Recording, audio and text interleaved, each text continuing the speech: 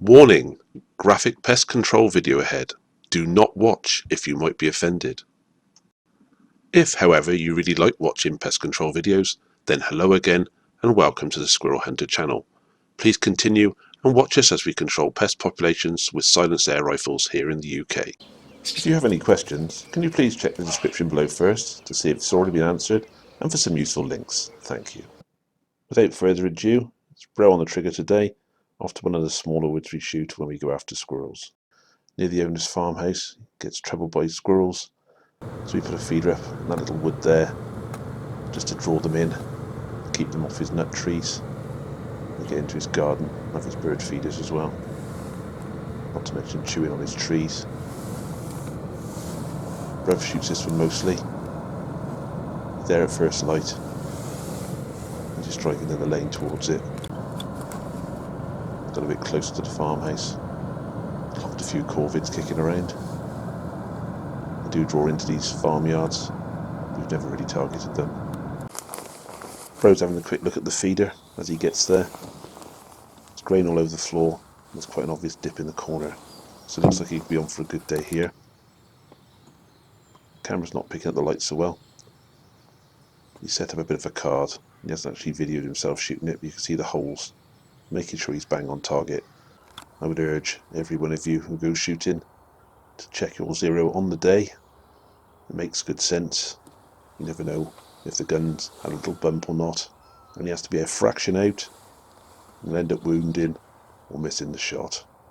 If you haven't spotted the squirrel on the branch, there it is. Bro's got the main camera set up. Now he's picking his rifle up and trying to shoulder it and get everything ready to do a bit of scope cam footage for you, because everyone seems to like that. This is a bit of old video. We will try and use it some more in 2017. Hear the beep. That's more like it. It's got the gun shouldered. It's going to pick up the target. It's sat nice and still, so he's going to zoom in on it and take the shot.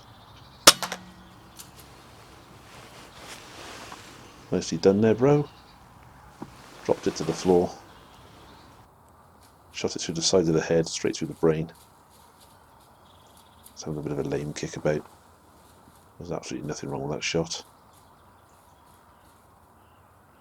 Just a few nerves, despite the fact it's managed to kick itself over to there. It's now looking out through the scope, just be on the safe side, make sure he's shot it correctly. All's good. But that's the only luck he had in several errors of sitting there. Let's come out the hide now. Let's have a look at where he shot it from, which is there. Hit the ground, roughly by the ivy at the foot of the tree. Managed to kick itself over to there. See Ted's video link in the description as to why they kick. You can quite clearly see the hole made by the Webley Parapel right behind the eye, going straight through the brain. Rose managed to find a nice artistic spot to take a photo. It's a quick close up of the scope cam, just an adapter to screw a camera onto. Here's me, out checking feeders. This is how we gauge when to shoot them. Take the dog for a walk in the woods, just have a bit of a mooch about. We start checking the levels of the feeders. Take a little bag of grain with us. When that level starts to drop noticeably, or you're foolish enough to leave it go empty, which is something you should never really do. You should always keep them topped up. Like I said, when the level starts to drop noticeably, you bust out your rifle, in this case the R10. I'm using the super hollow points I've used very successfully for ratting, which I'm planning on taking out after the squirrels. There's a bit more of my kit for those of you interested. Here I am, checking the zero on my gun, and also testing the hollow points for accuracy at feeder distances. It's 15 yards. I made a slight adjustment by looking at it there. I sped this up. It's a whole magazine, sent down range at a reasonable rate of knots into my homemade pellet catcher I made some 20 years ago out of stainless steel. I've put some carpet in there since to dull it down a bit. You can see UK 5p piece covers it, but the size of the target area you need to shoot at. There's the homemade spinner I made out of a washer with a nut on the back and a bit of stainless steel welding wire welded to it. You've seen it in previous videos. This is the same morning Bro shot the other feeder. It's the 26th of February 2016. This is what I was greeted to when I got out of the car. Awful lot of bird noise. There's a lake nearby. A lot of Canada geese about. Lovely clear morning. Moon's still up. That's the sort of time you need to be getting up and getting on the feeder for. And I've got to traverse this field carrying all my gear, which is pretty much the main reason why Bro never shoots this wood. I'm puffing and wheezing a bit, but that's the view I've got from my seated position, pretty much as my eyes would see it. The only way I can see it closer is to look at this tiny little screen, which is away in front of me at arm's length. So when you're sat there watching a HD video, and you can maybe see a squirrel still breathing, and we haven't spotted it quick enough, I can appreciate it's a lot easier to see on a ginormous telly when the camera's been blown up. Anyway, back to business. I'm checking 0, even though I did it the other day. I line up on my spinner, hit it first time, no problem there.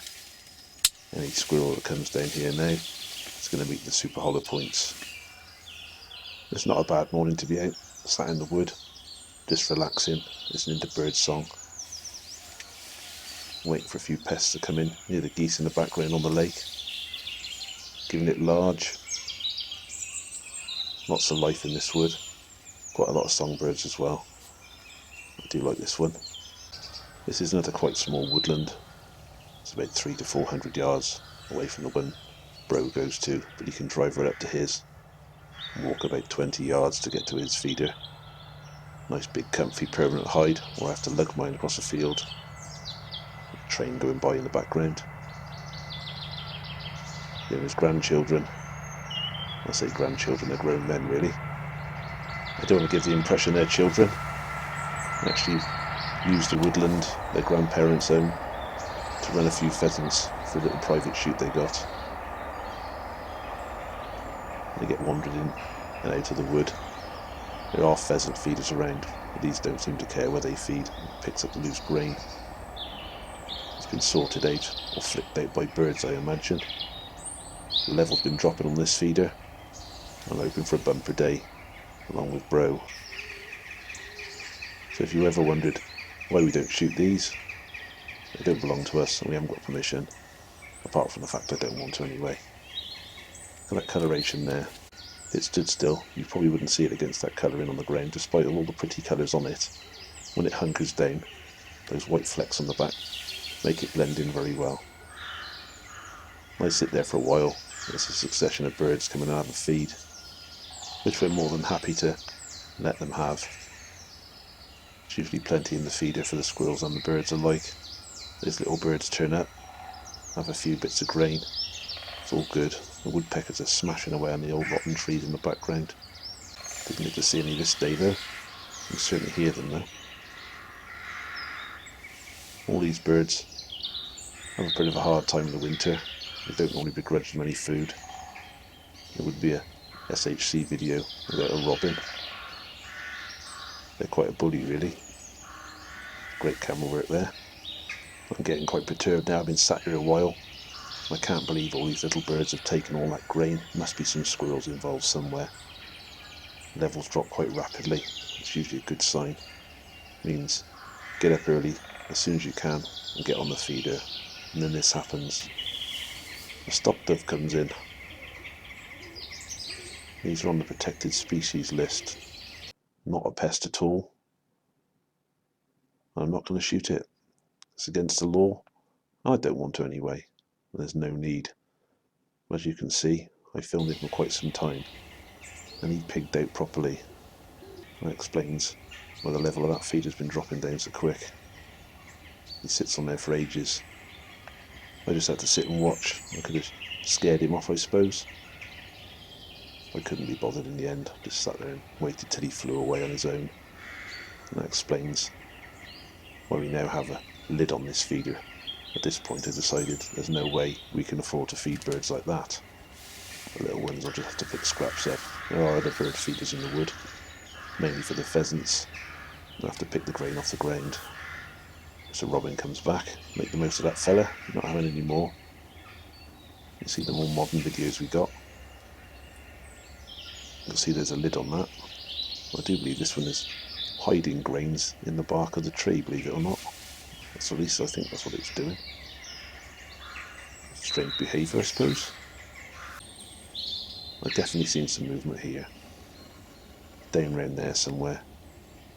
I'm scanning for it with the camera. I swear blind that was a squirrel tail. That's all I saw. An imaginary squirrel tail. And then sat there. Pushing 3 hours now. Got down half a flask of tea. And I spot movement from the other side of the wood. It's another advantage to have moved the feeder a quarter way around the tree. 90 degrees. It was on the left hand side as you look at it now. The earlier videos. I moved it to this point. So I got a better view of what's coming to it.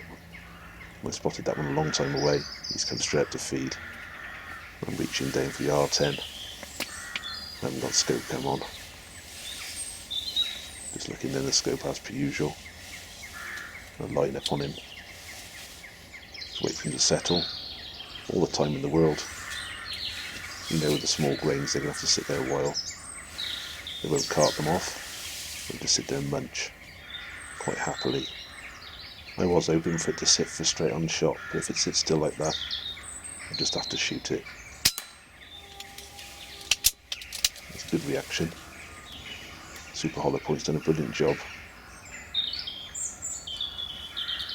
If you watch that picture again, you'll see its eyeball bulged. At this point I don't realise how well it's been hit. See all that kicking about? It's going to be on the back of the tree. I'm just about to see its tail sticking out. It's not good enough really, I need a body stopper there I think. The first shot in ages, I might as well go out and check it. Have a quick look. It's a lot colder than it looks there on this morning. So I've got the gloves and the hat on. Sitting still isn't very good for keeping warm. Quick look at the squirrel and back in the hide again. It wasn't long after that the pheasant come over. I left the squirrel where it was. But that was pretty much the end of the day. And like bro, got one squirrel and gave up. And both of us thought we were in for a good day. A 5 or 6 day even. All we got was one each. But it's one less in the wood. That was the side I shot it from. And for the base of the ear I do believe. I think it's come out through the eye. Yeah, looks like it. So the shot went straight through the brain. More than happy with that. Talking about brains, it's an old sheep's skull. Very old by the look of it. Found it on the floor on the way in. Decided it might be useful to do a few pellet tests on. Gonna park it on the feeder, take a shot at it, see how that goes down. Still trying to work out where the best place to put it. That'll do, I think. Right, before we go any further, I am in no way suggesting anyone shoots a sheep with an air rifle. What I am suggesting is they do a lot more damage than you think, and I'm stressing they are not a toy, despite their seemingly low power. Be safe, people. Right, now that's over with, let's see what damage the Super Hollow Point does to an old sheep's skull. And it seems to have punched a hole straight through it. 15 yards. That's all I needed to see. I know it's not a really fair test. The skull's probably old and brittle and there's no skin on it, etc, etc. But it did go straight through. And it ripped a chunk out the back on the way through. So I'm imagining it done some sort of deformation. Took a big fragment of bone off the back. It's hardly surprising it ruins a squirrel skull. It's a better view of it. Interesting little game to play. Me and Bruv used to shoot old skulls years ago back in the day. Spotted this little plant and took a picture of it for your amusement.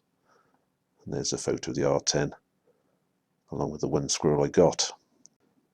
So off home for a little bit of a necropsy. Warning! Necropsy ahead. Do not watch if necropsies might offend you. If not, then keep watching and see what the pellet did. Before we go any further, we'll just have a look at the mess the Super Hollow Point made. You can see the impact, blood on the ground where it hit the floor and kicked around. Here we have the squirrel. Quite clearly see. Hit him right in the base of the ear. Or her even.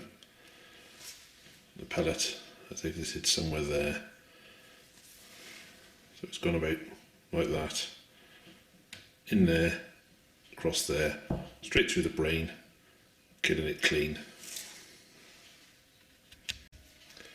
As you can see, I've already peeled the scalp back on this small female.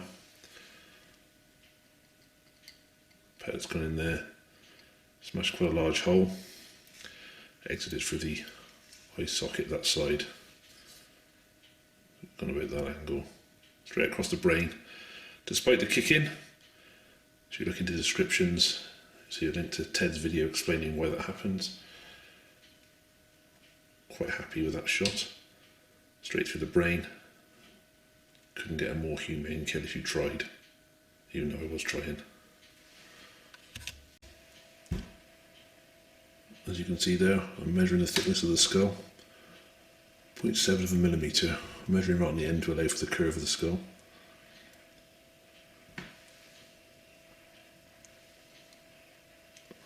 0.02 of an inch. So pretty thin really. Not surprising the pellet goes straight through.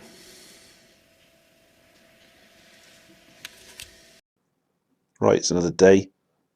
It's myself and Bro out again. It's my rifle and pellets I'm using.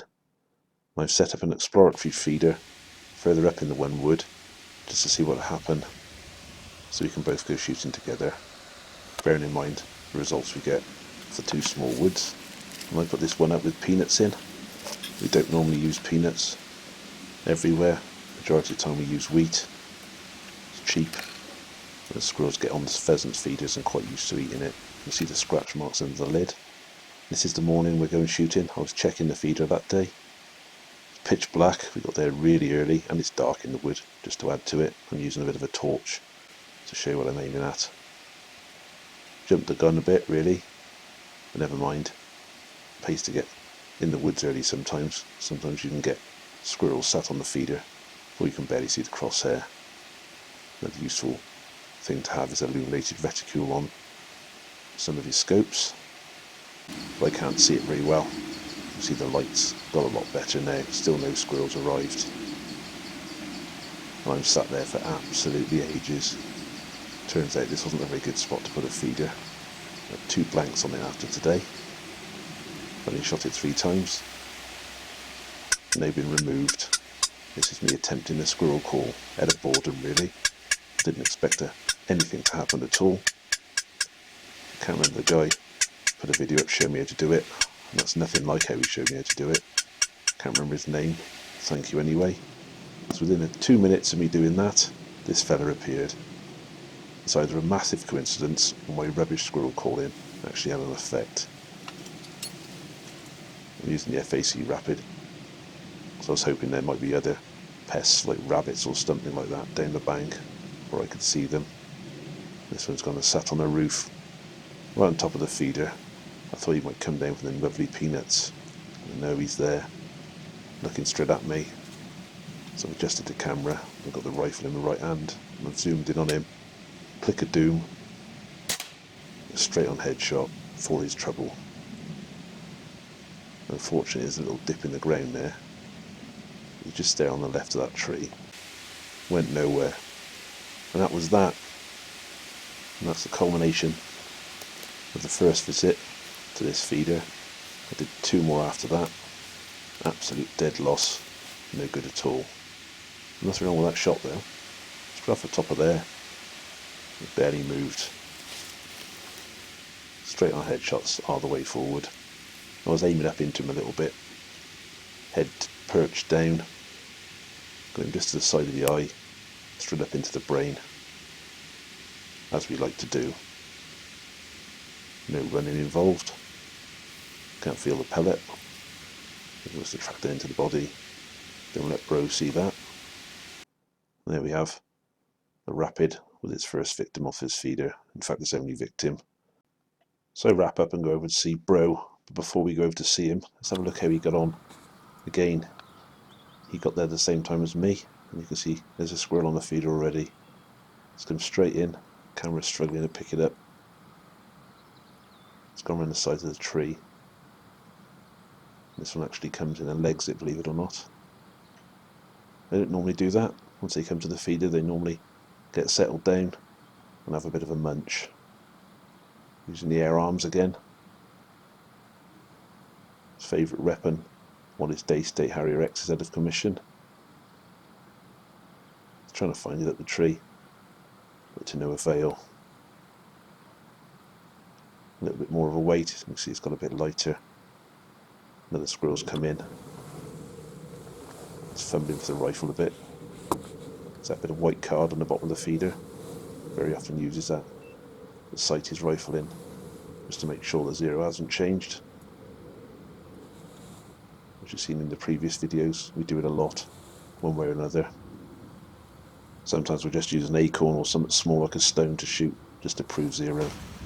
Scope cam's on. You can see the reticule of the Whitetail Classic scope. It's not illuminated, just to line it up on the thick part of the head and take the shot. Usually results in a clean kill. You see the way the body's twisting up and not sagging down and dropping. Something's wrong. You can't really shoot it any old where. Got to try and pick out the head now. And shoot it again, or else he's going to have to get out the hide. That's more like it. Don't think it was too far off with the first shot, but quite clearly wasn't a clean kill. But it happens. It's another beauty of the headshot. They don't tend to run away with those. Here comes squirrel number 2. You can see by the darkness, Bro was into them way before I was. This one's come down the road by the look of it, or across from the other side of the wood. Up onto the roof. The fact the camera's on tells you Bro's getting ready. There's the tip of the Virex silencer sticking at the hide. Starting to track him. If he sits still like that, he could be in trouble. Be some scope coming in a minute, no doubt. There we go. There's a beep. He's got to try and find him now. Isn't always very easily. So try when you flick him between scope cam and normal cam. There we go. That'll do. The angle of that head, the eye was a perfect shot placement. So they go straight through the eye, maybe at the back of the head before he even realised what happened. Straight through the brain at that angle. Up against the body stopper. Quick check him over. He's happy with that. Just a few nervous kicks. Good shot, bro. Here comes squirrel 3. Down the side of the tree. Main camera's already on. Bro's picked up his rifle. He's having a look for it. He's starting to track it with a scope cam. This one's not going to play ball very well by the look of it. Seen the dead ones on the floor. He's gone up for a think about it. It's a trouble sometimes. Get the odd awkward one. Bro thinks he's left. He's panned up. That green rope with a cage on it. That's where we put fat balls for the songbirds to eat normally. There's none in there at the moment. See the squirrel on the left hand side of the tree now. Still not coming into view properly. It's more like it. Looking like he's going to come for a feed.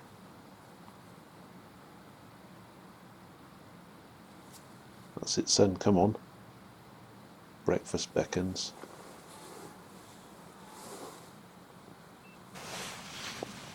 Now he's in trouble. Bro's looking for him in the scope cam.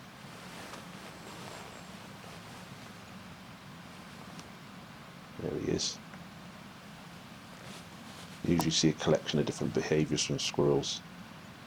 The more you shoot them, the more you see the same ones over and over again. Like the indecisive squirrels, like this one. A bit put off by the dead ones on the ground, but the aggressive ones will pile in and attack the ones that are dead. And you've got the other ones will go in and have a good sniff and a bit of a look. That's more like he's actually sat on the target area of the feeder where most of them are expected to be sat. Bro's just steadied himself, waiting for it to get into a feeding pattern.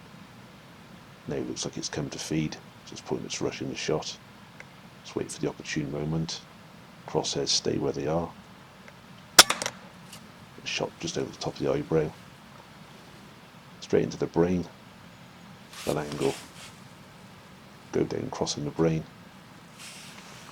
Still got it in the scope cam. Can quite clearly see. There's a good shot. It's all over pretty quick for that squirrel. So that's 3 in the bag. A much better day than I'm having. Here comes squirrel 4.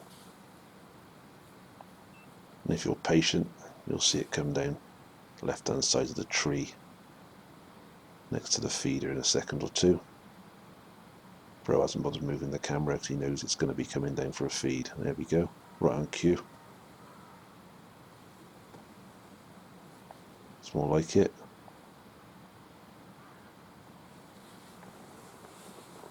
Has a little look at the ones on the floor. So it's going to go down and have a look. And it's going to be tracked.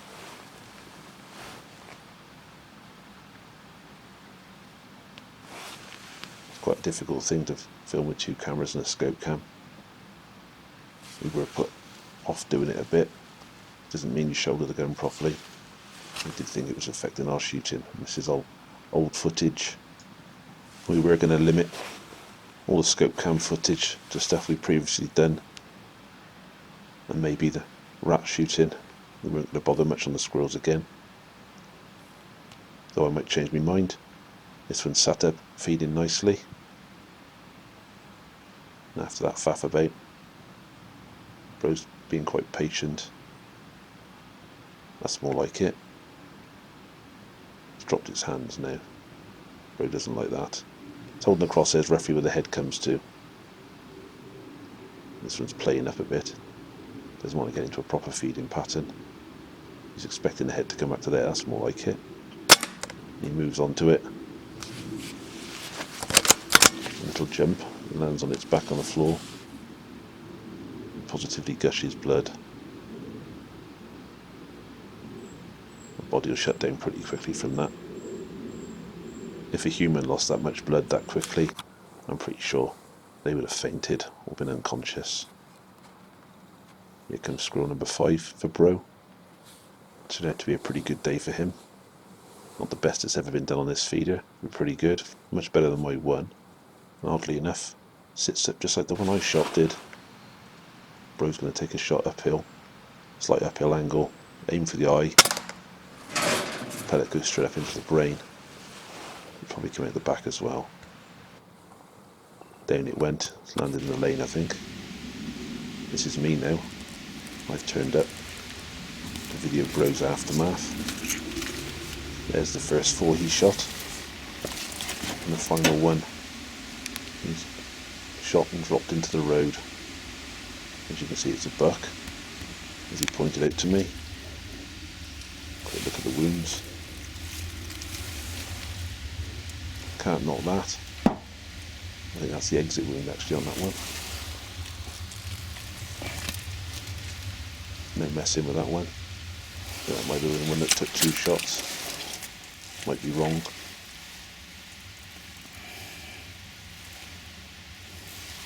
Have a load of blood out the ears. And squirrel 4. Straight through the eye into the brain. Nicely done there. There's the 5 Bro shot with his air arms. Close up of the head wounds there. Just for those you who think they weren't shot in the head. I've added my squirrel to it just for good measure. My gun's still in the case, so I didn't bother getting it back out. Thank you for watching. If you like this video, please like, subscribe and share. Thank you.